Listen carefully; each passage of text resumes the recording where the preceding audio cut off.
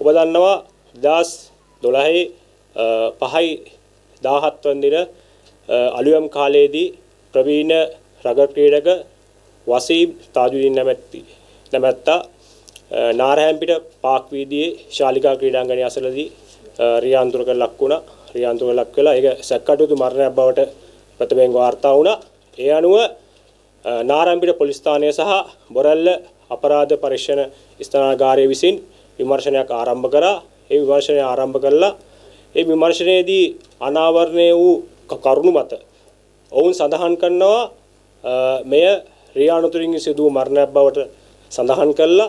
එම විමර්ශන ගුණුව වසා දැමීමට කටයුතු කරනවා. ඉන් අනතුරුව 2015 දී එවකට කොළඹ දිසාව භාර නියෝජ්‍ය පොලිස්පති ගාමිණී මතුරට මහතා විසින් එවකට පොලිස් පරිෂද කටයුතු කර ලද එන්.කේ. ඉලංකෝන් මහතාට වෙත වාර්තාවක් යොමු කරනවා. එම වාර්තාව අනුව එවකට පොලිස්පති එන්.කේ. ඉලංකෝන් මහතා මෙම වසීම් තාජුදීන් මහතාගේ ඝාතනය සම්බන්ධව විමර්ශන අපරාධ පරීක්ෂණ දෙපාර්තමේන්තුව වෙත පවරනවා. අපරාධ පරීක්ෂණ දෙපාර්තමේන්තුව වෙත විමර්ශන පැවරීමෙන් අනතුරුව ඔවුන් මේ සම්බන්ධව ඉතාමත් පුළුල් ලෙස විමර්ශන කටයුතු සිදු කරනවා. එම විමර්ශන කටයුතු වලදී අනාවරණය වෙනවා මෙම මරණයේදී ප්‍රථම පශ්චාත් මරණ පරීක්ෂණය නිවැරදි ලෙස සිදු වුණේ නැහැ බව සැකසහිත බව. ඒ අනුව අපරාධ පරීක්ෂණ දෙපාර්තමේන්තුව විසින් ගල්කිස්ස මහේස්ත්‍රාත් අධිකරණය වෙත කරුණු වාර්තා කළා. මෙම මృత ශරීරය ගොඩ ගැනීමට කටයුතු කරනවා.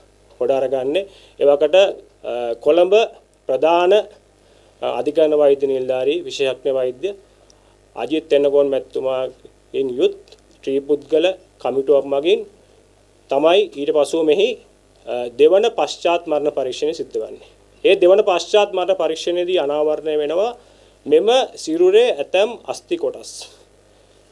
පපුව උදර බෙල්ල ප්‍රදේශයේ අස්ථි කොටස් අස්ථාන ගත වී ඇති බව.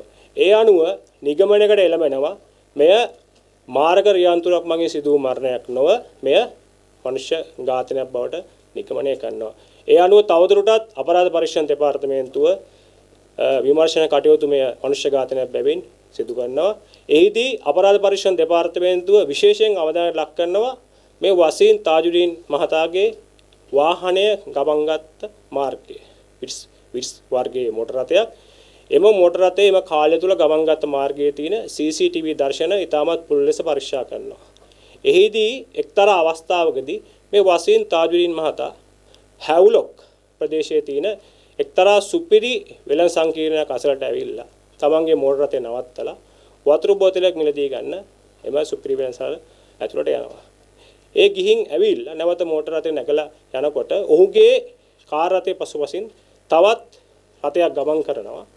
එතකොට එම රථය සම්බන්ධව තව CCTV දර්ශන පරීක්ෂා කිරීමේදී එම රථය අසල තවත් පුද්ගලයෙක් සිටම නිරීක්ෂණය වෙනවා. මේ සම්බන්ධ CCTV දර්ශන එවකට අපරාධ පරීක්ෂණ දෙපාර්තමේන්තුවේ මේ පුද්ගලයා අඳුර ගන්න පුළුවන්ද කියලා මාධ්‍යයට නිකුත් කරා. නමුත් කිසිම කෙනෙක්ට එම ඔහුව පසුපස යන රථයට නගින පුද්ගලයා කවුද කියලා අඳුර ගැනීමට හැකියාවක් තිබුණේ නැහැ. නමුත් දැන් මේ වෙනකොට ඒ සම්බන්ධව අනාවරණයක් තියෙනවා. එම අනාවරණයට පසුබිම් වන්නේ පසුගිය කාලේ ඔබ දන්නවා ඉන්දුනීසියාවේ සිට ශ්‍රී ලංකා පොලිසිය විශාල මෙහෙයුමක් සිදු කළා. මෙරට විශේෂ ගණයේ අවශ්‍ය සැකකරුවන් කිහිප දෙනෙකු රැගෙන ආවා. කෙහෙල් බද්දර පත්මේ කමාන්ඩෝ සලින්ත පාන්දුරේ නිලංග බකෝ සමන් සහ තැඹිලි ලහිරු කියන සැකකරුවන්. එතකොට මෙම අපරාධකරුවන්ගේ සිටියා බකෝ සමන් කියලා එම සංවිධානත අපරාධකාරී සමාජිකයෙක්. මෙම බකෝ සමන්ගේ ප්‍රශ්න කිරීම හැම අනාවරණය වෙනවා. මොහු එවකට අරුණ ශාන්ත නොහොත් මිද්දනියේ ඉන්න කජ්ජා නැමැති සංවිධානාත්මක අපරාධකාරී සමාජිකයා මෙම වසරේ මුල් කාලයේදී ඝාතනයට ලක් වෙනවා. ඔහුගේ ඝාතනයට ඍජුව සම්බන්ධයක් තියෙන කියලා බැකෝ සමන් නැමැති පුද්ගලයාගේ. ඒ අනුව මේ මිද්දනියේ කජ්ජා කියන පුද්ගලයාගේ බිරිඳත් මේ සම්බන්ධව අපරාධ පරීක්ෂණ දෙපාර්තමේන්තුව වෙත ස්වේච්ඡාවෙන් ඉදිරිපත් වෙලා ප්‍රකාශයක් ලබා දෙනවා. තමන්ගේ ස්වාම පුරුෂයාගේ ඝාතනය සඳහා ඉතාමත් පැහැදිලිව මේ බැකෝ සමන් නැමැති පුද්ගලයාගේ සම්බන්ධයක් තියෙනවා කියලා. ඒ අනුව මෙම කජ්ජා නැමැත්තාගේ බිරිඳ අපරාධ පරීක්ෂණ දෙපාර්තමේන්තුව හැමී ප්‍රකාශ කරනවා මෙව කජ්ජා නැමැත්තාට මරණ තර්ජන විශාල වශයෙන් තිබුණා කියලා. එෙහිදී ඔහු අය සඳහන් කරනවා 2023 වර්ෂයේ එක්තරා කාලවකවානුවකට ලංකාවේ ප්‍රසිද්ධ YouTube නාලිකාවක් සමග මෙම අරුණ ශාන්ත නැමැති නොහොත් කජ්ජා නැමැත්තා සම්මුඛ සාකච්ඡාවක් පවත්වනවා. එම සම්මුඛ සාකච්ඡාවේදී අනාවරණය කරනවා වසීම් තාජුදීන් නැමැත්තාගේ ඝාතනය සඳහා අදාළ යම්කිසි විශේෂිත වූ සිද්ධීන් සම්බන්ධව ඔහු අනාවරණය කරනවා. ඒ අනුව අපරාධ පරීක්ෂණ දෙපාර්තමේන්තුවේ නිලධාරීන් මෙව කජ්ජාගේ බිරිඳට මෙම වසීම් තාජුදීන් ඝාතනය සම්බන්ධව ඔබ දන්නා තොරතුරු මොනවද යන සම්බන්ධ විමසීමේදී ඇය විසින් පවසා සිටිනවා මෙම YouTube නාලිකාවට මගේ ස්වාමියා ප්‍රකාශ කරපු තොරතුරු තමයි දන්නේ කියලා. ඒ අනුව අපරාධ පරීක්ෂණ දෙපාර්තමේන්තුවේ නිලධාරීන් මේ සම්බන්ධව තවදුරටත් උනන්දු වෙලා අර ඉහතකී ඒ වසීම් තාජුදීන් මහතාගේ මෝටර රථයේ පසුපස හඹා යන එම මෝටර රථයෙන් නගින පුද්ගලයාගේ CCTV දර්ශන මෑට පෙන්වා සිටිනවා මොහුව අඳුර ගන්න පුළුවන්ද කියලා. ඒ අනුව ඇය විසින් එම දර්ශන පරීක්ෂා කළා වැඩිදුරටත් අපරාධ පරීක්ෂණ දෙපාර්තමේන්තුව වෙත මේ වන විට ප්‍රකාශයක් ලබා දීලා තියෙනවා. හඳුනගන්න තියෙනවා මේ ඉන්නේ තමන්ගේ ස්වාම පුරුෂයා කියලා. එම ස්වාම පුරුෂයා බවට හඳුනාගත්තේ විශේෂයෙන්ම අංග ලක්ෂණ වලින් මොකද CCTV දර්ශන ඉතා පැහැදිලිව නෙමෙයි.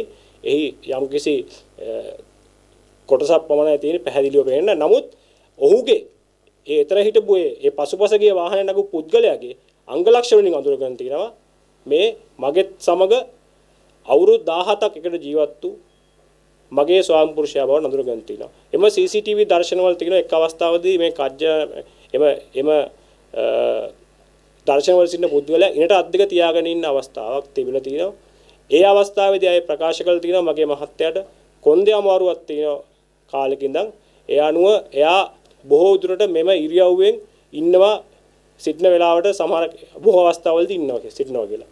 එතකොට ඒ අනුව අයගේ ප්‍රකාශ වලින් තවදුරටත් තහවුරු වෙලා තියෙනවා එම CCTV දර්ශනයේ සිටපු පුද්ගලයා මේ විද්‍යනීය පෞද්ගලික දවසවල ඝාතනය වූ අරුණ ශාන්තනොත් කජ්ජා බවට දැනට අපරාධ පරීක්ෂණ දෙපාර්තමේන්තුව මගින් අනාවරණය සිදු කරගෙන තිබෙනවා. ඒ අනුව මෙම තාජුදීන් ඝාතනය සම්බන්ධව අපරාධ පරීක්ෂණ දෙපාර්තමේන්තුව මගින් වසර 13ක් තිස්සේ දීර්ඝ විමර්ශනයක් සිදු කරනවා මේ වලට මේ සිද්ධිය වෙලා මේ සිද්ධිය සම්බන්ධව විටින් විට ආందోලනාත්මක තොරතුරු අනාවරණය වුණා.